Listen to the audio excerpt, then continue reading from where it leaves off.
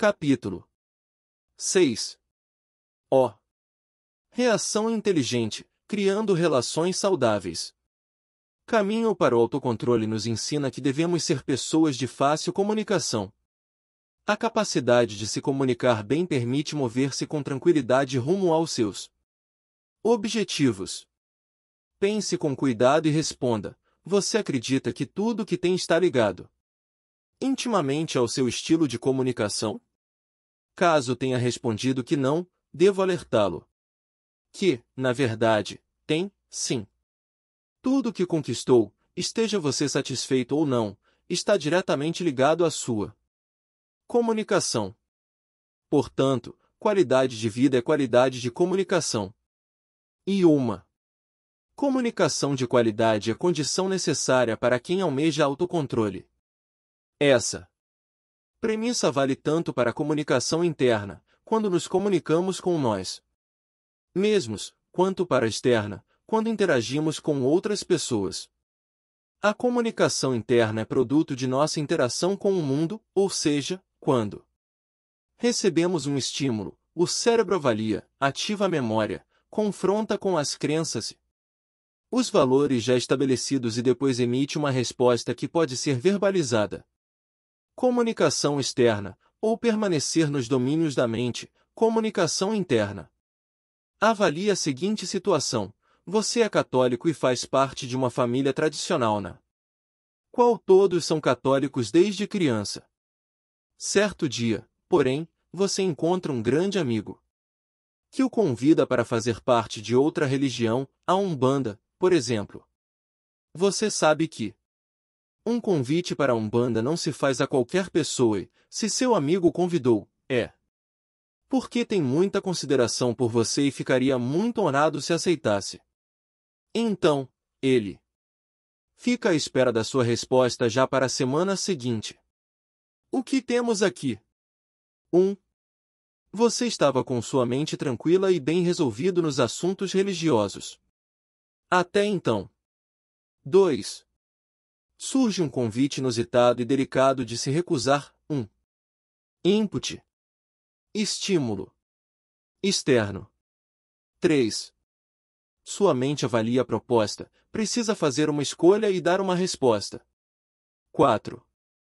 Sua mente consulta a memória e verifica suas crenças e seus valores a respeito da religião católica e do que seu amigo explicou a respeito da maçonaria. 5.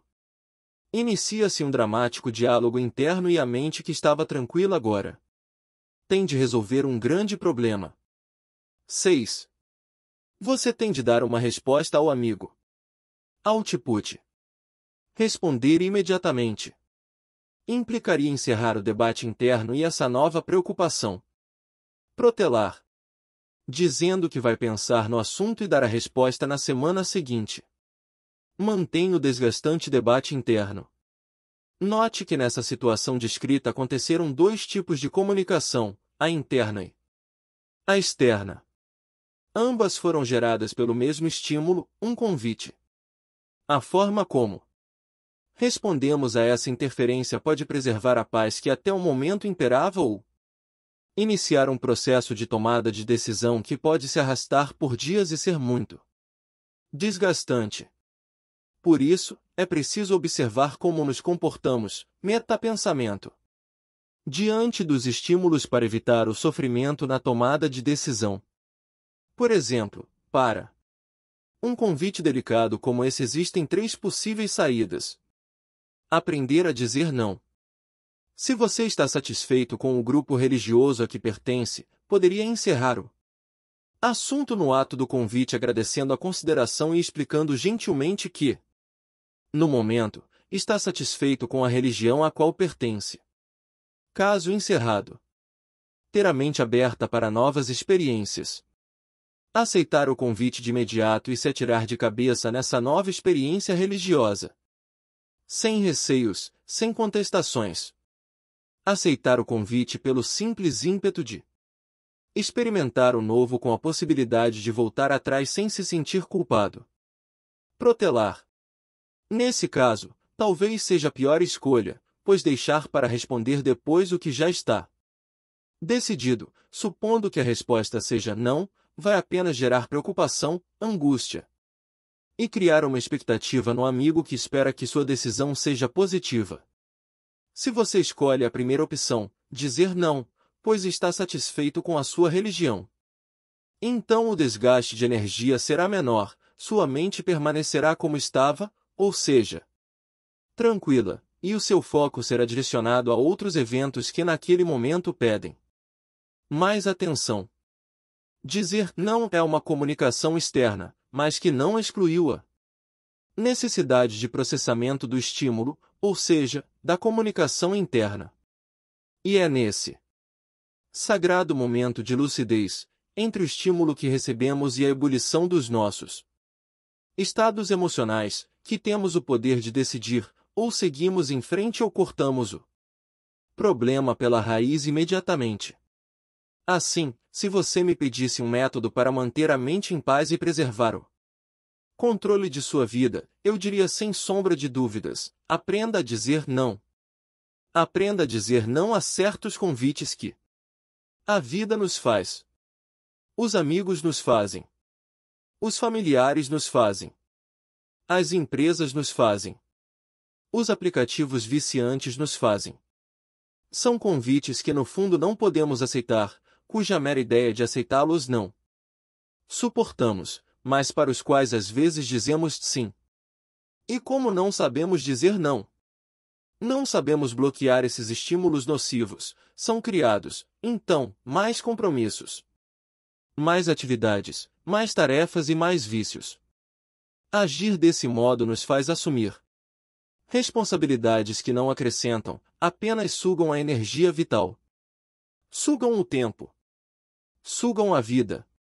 Aprender a dizer não com firmeza sem perder a docilidade é mais do que uma escolha, é um ato da mais elevada sabedoria. Vimos até aqui diversos fatores que geram distração, perda de foco e afetam a produtividade. Excesso de informação, escolhas erradas, hábitos e pensamentos negativos. Vimos que o ambiente e as nossas escolhas têm um papel fundamental no estímulo do cérebro e dos estados mentais. Existem também diversas maneiras de acalmar a mente. Atingir o autocontrole. Respirar fundo, contar até 10, fazer atividade física, praticar yoga e meditação ou contemplar a natureza são comprovadamente soluções eficazes. Entretanto, aprendi que, assim como tomar um remédio para determinados tipos de dores de cabeça cura apenas os sintomas, não a causa, essas técnicas para acalmar a mente também funcionam bem como paliativos para uma mente agitada, mas nem sempre corrigem a causa do descontrole emocional. Se, por exemplo, você estivesse satisfeito com a religião que frequenta e seu melhor amigo convidasse para conhecer outra, você poderia imediatamente cortar o problema pela raiz, ou seja, agradecer e explicar gentilmente que não deseja mudar e encerraria o caso. No entanto, se, por receio de chatear a outra pessoa, você se compromete a pensar e responder em uma semana, então nem fazendo meditação conseguirá eliminar a causa, pois o problema já está instalado. Saber dizer não é, portanto, um método simples e eficaz para manter a sua mente em paz e preservar o foco no que realmente importa. Contudo, quero dividir com você outras soluções que antecipam os problemas e normalmente encerram os conflitos antes mesmo de começarem. Entenda, quando você deseja estar em uma ilha deserta, na verdade você quer fugir dos problemas que o estão pressionando. E se você se livra dos problemas indo para uma ilha deserta, então significa que, na maioria das vezes, eles estão nos relacionamentos afetivos, sociais e profissionais. Você estava com a mente tranquila, mas chegou alguém e fez um convite. Você estava satisfeito com seu emprego, mas aceitou a proposta de largar tudo e começar uma sociedade. Você estava com as finanças em dia, mas concordou em financiar um luxuoso carro novo. Você estava quieto em seu canto, mas aceitou o pedido para ser fiador do aluguel daquele parente que vive enrolado. As pessoas são como os relógios do Eduardo. Todas essas roubadas nas quais nos envolvemos têm como pano de fundo o círculo de indivíduos com quem convivemos. Evidentemente, sabemos que esse é o preço de viver em sociedade e é por isso também que, quando o seu círculo social começa a sugar suas energias exigindo que viva sob pressão na maior parte do tempo, você deseja que todos desapareçam ou pensa na opção de se isolar em uma ilha deserta. A solução fundamental para atingir o autocontrole está na condução das relações humanas, está na habilidade de compreender e lidar com as pessoas. Dirigir homens é uma ocupação trabalhosa. Essa observação foi feita no século XVII por um dos mais influentes escritores do barroco espanhol, Baltasar Gracián, ícone de sua época. Ele tinha autoridade para fazê-la, pois foi um observador dedicado do comportamento humano. E, se naqueles tempos era custoso conduzir pessoas, hoje, com o liberalismo, os valores morais totalmente esquecidos e os padrões de comportamento ditados por pessoas de intenção duvidosa, tal empreitada torna-se muito mais complexa. O autocontrole pode ser conquistado quando melhoramos nossa habilidade no trato com as pessoas, porque, aprendendo a lidar com a causa, o efeito não se concretiza. Assim, você preserva a paz mental. Então, eu o convido a investigar a raiz de certos problemas de relacionamento no intuito de experimentar e estabelecer a verdadeira harmonia dos estados mentais. Vamos transformar aquele momento entre o estímulo recebido e a ebulição dos disparos emocionais em momentos de refletir antes de reagir, de pensar antes de responder, de preservar a ordem das emoções e o controle. As pessoas equilibradas sofrem muito menos do que os outros, porque suas decisões são lúcidas, bem pesadas e, portanto, em seu ponto de vista, são as escolhas certas. Veja com os olhos da benevolência. É possível que você já tenha ouvido falar de pessoas difíceis. Talvez até mesmo conheça. Ou conviva com algum tipo de pessoa resistente a tudo que você pensa, fala e faz. Como você reage a esse tipo de pessoa? Como lida com esse comportamento que representa muitas vezes um obstáculo na sua jornada rumo à realização de seus projetos e sonhos? Muitas vezes, a posição de resistência de uma pessoa difícil é tão forte que altera nosso humor, fazendo com que percamos o controle e soframos um disparo emocional negativo. É como se ela fosse um goleiro que desvia todas as suas jogadas e o impede de fazer o gol e seguir em frente. Pessoa difícil é toda aquela, e nisso incluo você e eu, que reage contra alguém ou contra alguma situação que a está pressionando. Ninguém nasce difícil. As pessoas simplesmente adotam uma postura complexa porque reagem contra algo que as deixa em situação desconfortável. As pessoas não são, elas eventualmente estão difíceis. Os homens são especialistas nesse tipo de comportamento. Na relação marido e mulher ou entre pais e filhos, muitas vezes o homem se fecha e cria resistência quando algo não vai bem. Estive diante de uma situação como essa quando, durante o intervalo de um workshop, fui abordado por uma mulher visivelmente aflita que relatou um fato que a estava incomodando. Você pode conversar com o meu pai? Ele deve estar com algum conflito. Conversa pouco com os filhos, vive se queixando das coisas, nada para ele está bom.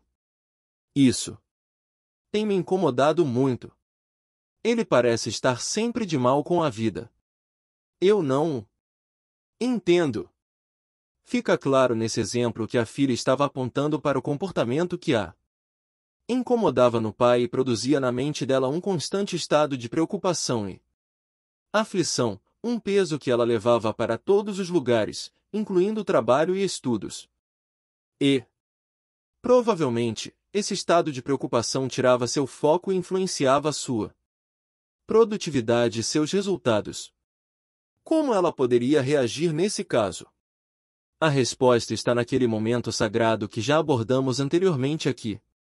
Aquele momento entre o estímulo e a ebulição, o evento input e o disparo emocional output. É nesse momento que entra a energia do autocontrole, uma energia que pratico a maior parte do tempo e que me mantém estável diante das situações mais caóticas. Chamo essa energia de olhar da benevolência, e que podemos também chamar de olhar de Cristo. Afinal, independentemente das crenças religiosas de cada um, todos entendemos como a figura de Cristo e seus ensinamentos foram e são importantes para a história da humanidade. Então, a pergunta que deve ser feita naquele momento entre o estímulo e a ebulição é: como Cristo agiria em uma situação como essa? Cristo é o personagem que sempre nos ensinou muitas lições, e, entre as mais importantes, temos o altruísmo, o desprendimento, a paciência, o amor ao próximo, a amizade, a humildade. Então, como Cristo olharia para o pai da minha aluna? O conflito interno ao qual os estímulos nos submetem e que gera no picadeiro da mente o embate entre o anjo e o diabo, cada um apresentando fortes argumentos para nos induzir a fazer escolhas, é que deve ser valorizado. Aprendi que é exatamente naquele momento que devemos calar a voz do anjo e do diabo e pensar em como Cristo agiria. Naquela situação, qual seria a atitude de benevolência capaz de resultar no que realmente é melhor e provoca o bem maior? Quando você coloca no picadeiro da mente esse novo personagem, sua luz ofusca o anjo e o diabo, e você analisa a situação sob um novo prisma. Um prisma único e capaz de induzi-lo a reações que antes seriam improváveis. Assim, se olhássemos o conflito entre o pai e a filha com os olhos da benevolência, provavelmente aprenderíamos que não devemos julgar uma pessoa pelo seu comportamento. As pessoas não são o comportamento que emitem, elas apenas reagem a estímulos. É como a história do leão furioso que tinha uma farpa de madeira espetada na pata. A fúria se devia à dor que ele sentia. E o pai provavelmente estava reagindo a algo que o pressionava. Felizmente, tive a oportunidade de conversar com ele no almoço, no dia seguinte. Ele revelou que estava com uma doença grave e estava aos poucos se afastando dos filhos, diminuindo a dependência deles da proteção do pai. Uma proteção que ele acreditava que não teria mais condições de oferecer em breve. Olhar o comportamento das pessoas acreditando no melhor de cada um o mantém em uma posição diferenciada e eu até diria privilegiada, pois, preservando valores como paciência, compreensão, benevolência, valoriza-se o próprio ser humano. Veja outro exemplo. Pai e filho caminhavam juntos até a banca de jornal. Chegando ao local, o pai cumprimentou amavelmente o jornaleiro, que, além de não retribuir a gentileza, ainda entregou-lhe o jornal de modo rude e grosseiro, sem pronunciar uma palavra sequer. O pai sorriu e desejou um bom fim de semana ao homem. Quando os dois retornaram para casa, o filho perguntou: Pai, ele sempre o trata com tamanha grosseria? Infelizmente, é sempre assim, meu filho. E você é sempre tão gentil e amigável com ele? Sim, sou. E por que você é tão educado, já que ele é tão indelicado com você? Por que não quero que o humor dele determine como eu devo agir? Toda vez que você focaliza um comportamento negativo, apenas o reforça.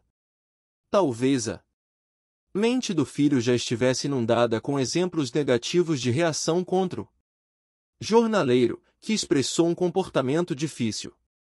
Talvez o filho nunca tenha tido oportunidade de conhecer os valores fundamentais do ser humano, como a compaixão e a paciência, por exemplo, que o pai exerceu habilmente naquela situação, evitando uma crise com o jornaleiro.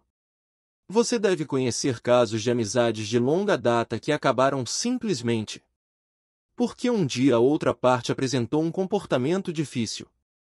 Julgar uma pessoa como se ela fosse o próprio comportamento só vai reforçar suas atitudes que ferem e magoam das mais diversas maneiras, pois, do mesmo modo como você reage contra pessoas com comportamentos difíceis, as outras pessoas também reagem a você.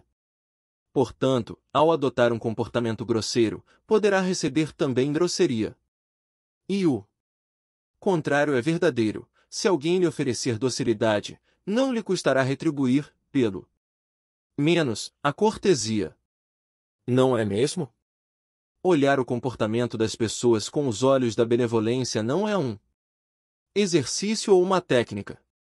Trata-se de um compromisso com sua qualidade de vida, com um ambiente de trabalho mais harmônico.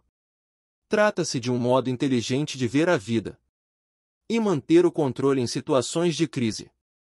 Evidentemente, muitas pessoas acharão um comportamento antiquado e careta. No entanto, eu o asseguro de que essas pessoas estão anestesiadas mentalmente, vivendo no modo automático que dita que para cada ação cabe uma reação impensada. As pessoas se esqueceram de que é preciso refletir antes de reagir, pois uma resposta automática, um disparo emocional serve apenas para agravar ainda mais uma situação, provocando rancores, tristezas e um isolamento social ainda maior. Dalai Lama nos ensinou: a não-violência é uma atitude especificamente humana. Ela repousa no diálogo, na compreensão e no conhecimento do outro, na aceitação das diferenças, na tolerância e no respeito mútuo. É motivada por um espírito de abertura e de reconciliação. Asterisco, asterisco, asterisco. Agora que entendeu as causas da dispersão, da falta de foco e da improdutividade, e deu-se a chance de olhar através de um novo ponto de vista não só o seu comportamento, como também o das pessoas que fazem parte da sua vida, vamos ao método que o ajudará a ter autocontrole. Quando temos essa importante ferramenta, todos os aspectos da nossa vida estão de acordo com aquilo que sonhamos e precisamos. Foco e disciplina estão associados à sua habilidade em manter seus sentimentos e emoções sob controle, evitando que se percam em devaneios desnecessários e negativos.